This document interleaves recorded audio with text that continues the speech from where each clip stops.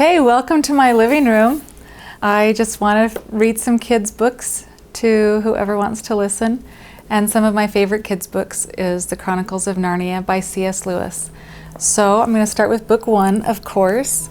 It's called The Magician's Nephew, not The Lion, the Witch, and the Wardrobe. That is number 2. So without further ado, I am just going to start reading chapter 1. It's called The Wrong Door. I'll show you a picture. I'll show you whenever there's a picture. I'll show you. Get it as close as I can. Okay.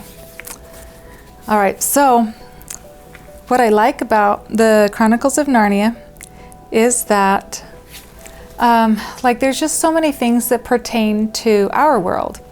The world that we live in. Even this, it was written in 1955, but you'll see like in characters like Uncle Andrew, or in just lots of characters. If you look around, you'll say, oh, that so and so acts like that, or maybe I act like that. I don't want to act like that. And so it's a really good book, and C.S. Lewis wrote it as an analogy for, I'll tell you later, okay? All right, chapter 1, The Wrong Door. This is a story about something that happened long ago when your grandfather was a child. It is a very important story because it shows how all the comings and goings between our own world and the land of Narnia first began. In those days, Mr. Sherlock Holmes was still living in Baker Street, and the Bastables were looking for treasure in the Lewisham Road. In those days, if you were a boy, you had to wear a stiff Eton collar every day, and schools were usually nastier than now. But meals were nicer, and as for sweets, I won't tell you how cheap and good they were, because it would only make your mouth water in vain. And in those days there lived in London a girl called Polly Plummer. She lived in one of a long row of houses which were all joined together. One morning she was out in the backyard when a boy scrambled up from the garden next door and put his face over the wall. Polly was very surprised because up till now there had never been any children in that house, but only Mr. Ketterley and Miss Ketterley, a brother and sister, old bachelor and old maid. That means neither one of them had ever been married before. They were living together, so she looked up full of curiosity. The face of the strange boy was very grubby. It could hardly have been grubbier if he had first rubbed his hands in the dirt and then had a good cry and then dried his face with his hands. As a matter of fact, this was very nearly what he had been doing. "Hello," said Polly. "Hello," said the boy. "What's your name?" "Polly," said Polly. "What's yours?" "Diggory," said the boy. "I say, what a funny name," said Polly. It isn't half so funny as Polly," said Diggory. "Yes, it is," said Polly. "No, it isn't," said Diggory. "Well, at any rate, I do wash my face," said Polly, "which is what you need to do, especially after—" and then she stopped. She was going to say, "after you've been blubbing," but she thought that wouldn't be polite. "All right, I have then," said Diggory in a much louder voice, like a boy who was so miserable that he didn't care who knew he had been crying. "And so would you," he went on, "if you'd lived all your life in the country and had a pony and a river at the bottom of the garden, and then been brought to live in a beastly hole like this." "London isn't a hole," said Polly indignantly. But the boy was too wound up to take any notice of her, and he went on. "And if your father was away in India, and you had to come and live with an aunt and an uncle who's mad, who would like that? And if the reason was that they were looking after your mother, and if your mother was ill and was going to die," then his face went the wrong sort of shape, as it does if you're trying to hold back your tears. "I didn't know, I'm sorry," said Polly humbly. And then, because she hardly knew what to say, and also to turn Diggory's mind to cheerful subjects, she asked, "Is Mr. Ketterley really mad?" "Well, he's either mad," said Diggory. "That means crazy." Or there's some other mystery. He has a study on the top floor, and Aunt Letty says I must never go up there. Well, that looks fishy to begin with. And then there's another thing. Whenever he tries to say anything to me at meal times, he never even tries to talk to her. She always shuts him up. She says, "Don't worry the boy, Andrew," or "I'm sure Diggory doesn't want to hear about that," or else, "Now, Diggory, wouldn't you like to go out and play in the garden?" What sort of things does he try to say? I don't know. He never gets far enough. But there's more than that. One night, it was last night in fact, as I was going past the foot of the attic stairs on my way to bed, and I don't much care for going past them either, I'm sure I heard a yell. Perhaps he keeps a mad wife shut up there. Yes, I've thought of that. Or perhaps he's a coiner. Or he might have been a pirate like the man at the beginning of Treasure Island and be always hiding from his old shipmates. How exciting, said Polly. I never knew your house was so interesting. You may think it's interesting, said Diggory, but you wouldn't like it if you had to sleep there. How would you like to lie awake listening for Uncle Andrew's step to come creeping along the passage to your room? And he has such awful eyes. That was how Polly and Diggory got to know one another. And as it was just the beginning of the summer holidays and neither of them was going to the sea that year, they met nearly every day.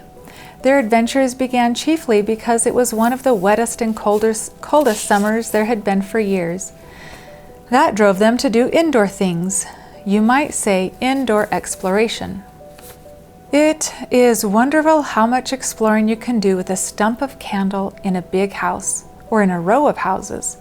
Polly had discovered long ago that if you opened a little door in the box room attic of her house, you would find the cistern and a dark place behind it you could get into by a little careful climbing.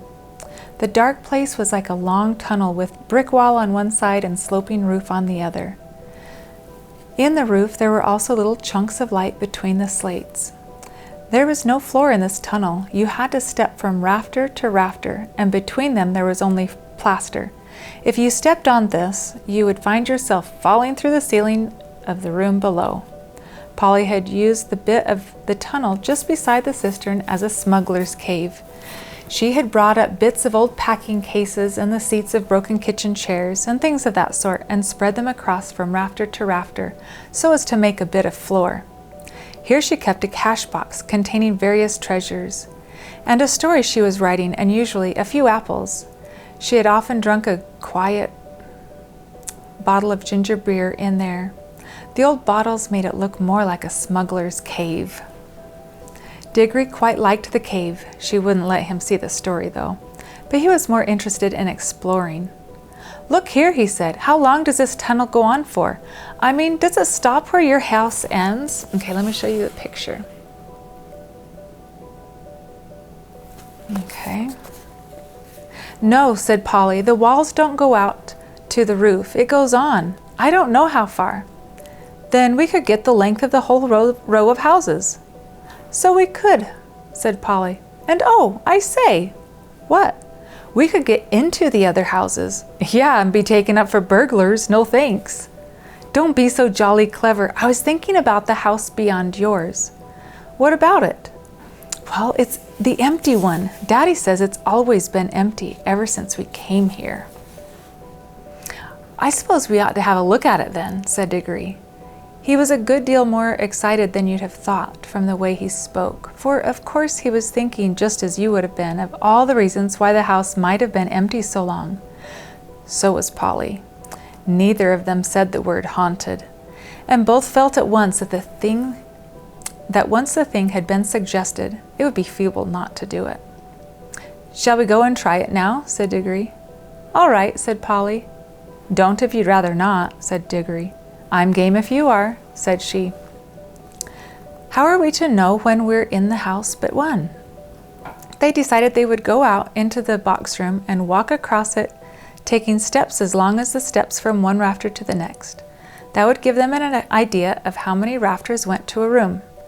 Then they would allow for 4 more for the passage between the 2 attics in Polly's house, and then the same number for the maid's bedroom as for the box room.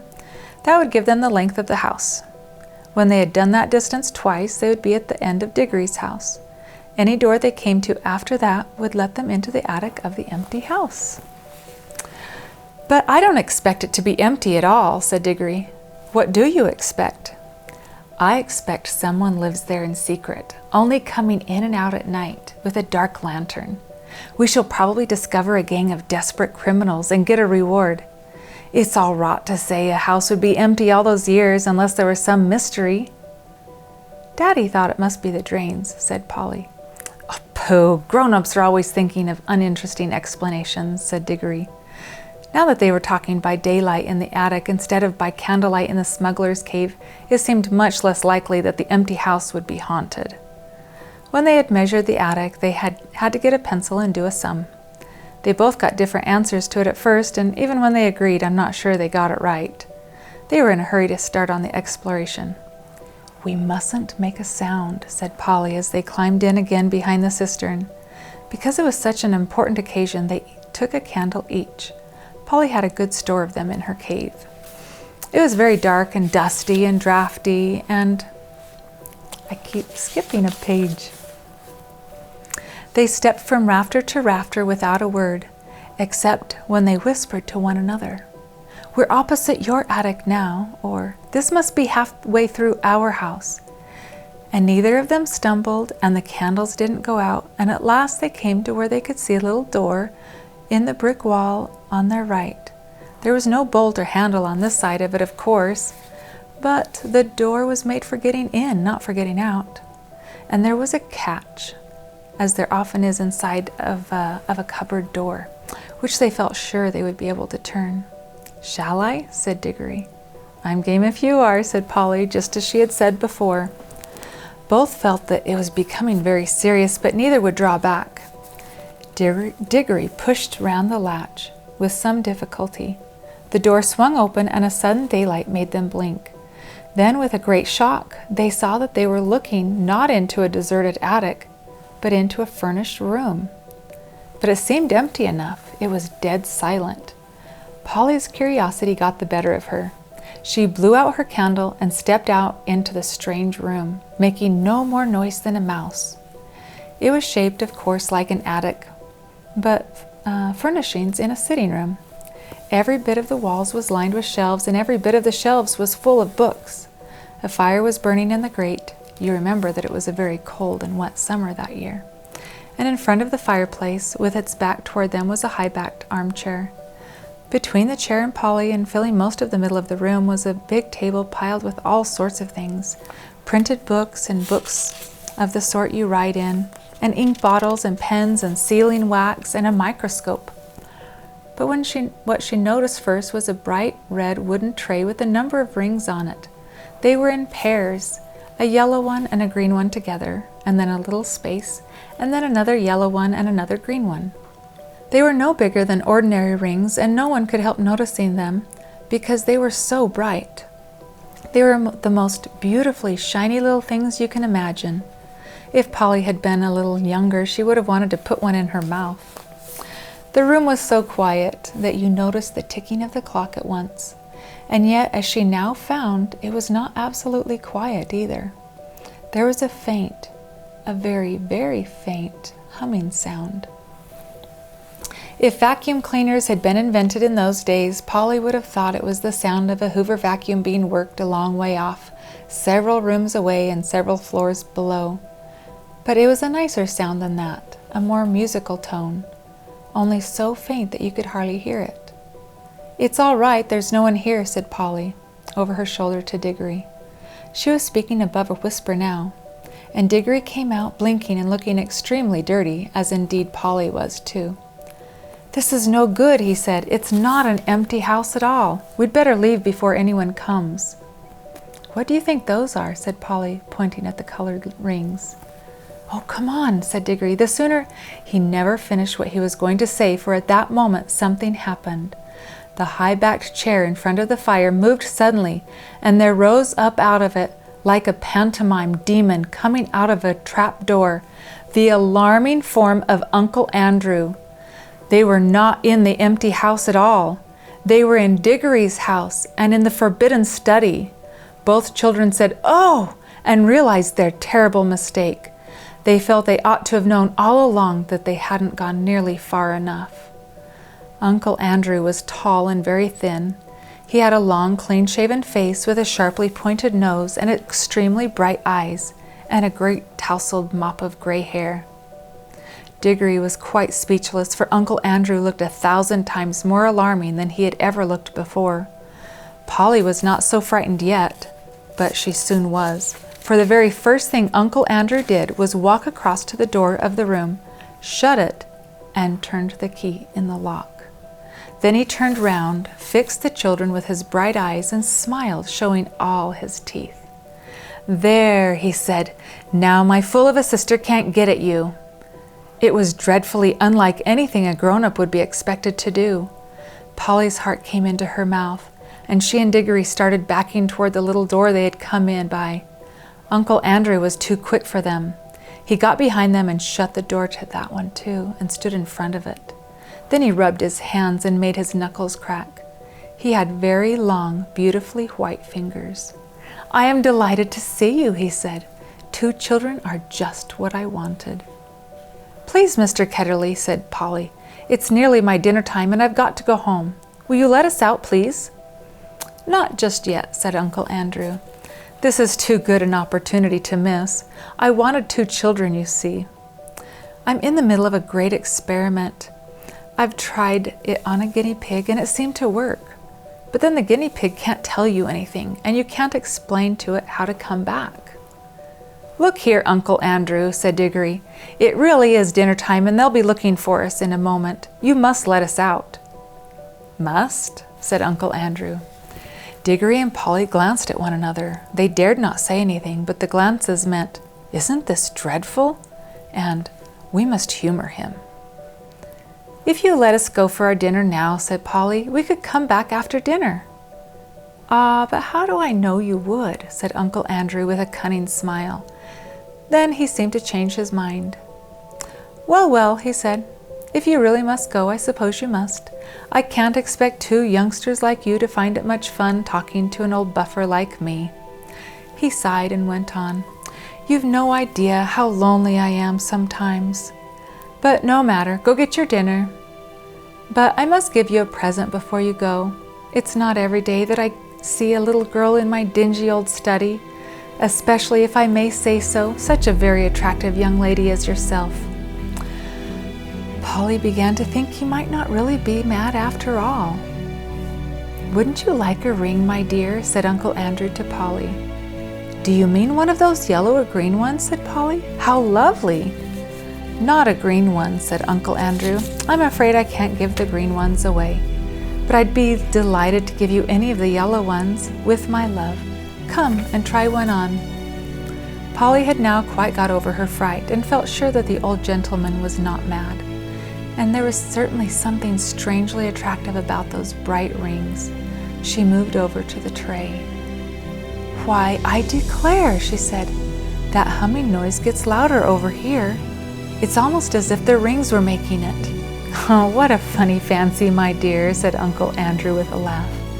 It sounded a very natural laugh, but Diggory had seen an eager, almost a greedy look on his face. "Polly, don't be a fool," he shouted. "Don't touch them." It was too late. Exactly as he spoke, Polly's hand went out to touch one of the rings, and immediately, without a flash or a noise or a warning of any sort, there was no Polly. Diggory and his uncle were alone in the room. That's the end of chapter 1. So I will post chapter 2 very soon. Have a good night.